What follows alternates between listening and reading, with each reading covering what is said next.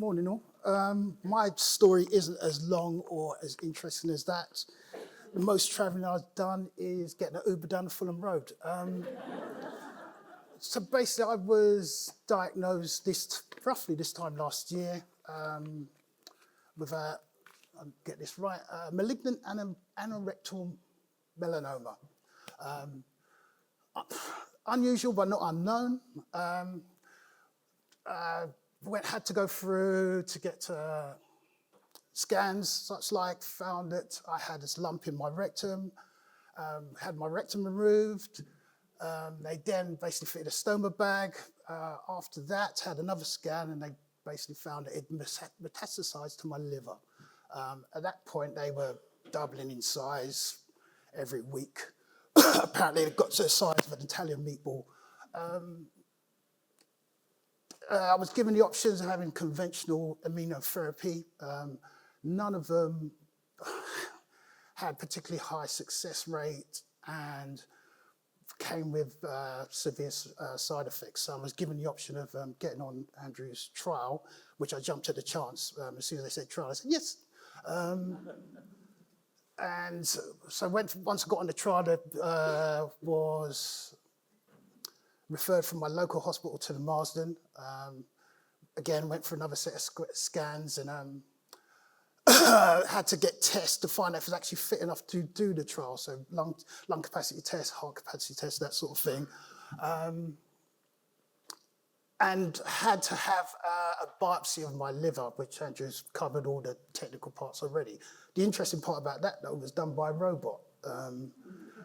Which was, I saw it just before they said to me, count backwards from 10.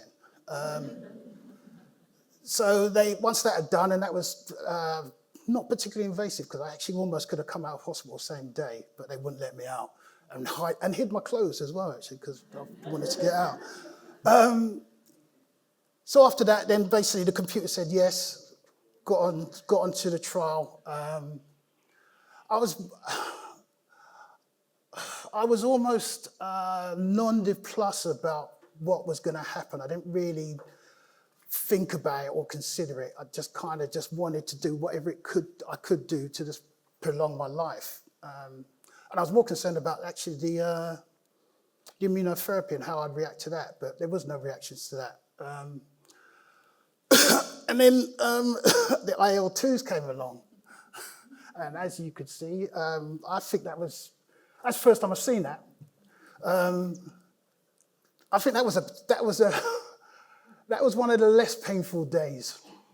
And each day got progressively worse. How many did you get to? 5? Sorry. No, you didn't do 6. 4 or 5. See, consultants, can't trust them. The rigors themselves, they're bad, but they're not that bad. It's the having to get intravenous fluids and intravenous paracetamol, and having temperatures at 2 o'clock in the middle of the night, and nurses coming to do ops every hour and 2 hours and all that sort of thing, and that becomes draining. I'm quite philosophical about things, but even after got to the end of the first week, I was almost lost. Prayer, and I don't pray, but it gets better. But it's not for everyone. It is tough, and I think you have to be have a certain level of fitness and be well enough to actually even start it. I don't want to take hope away from anybody, but I just want to give people realistic expectations. And that's kind of just it from me. That's it. No slides, no nothing like that. So thank you very much for listening.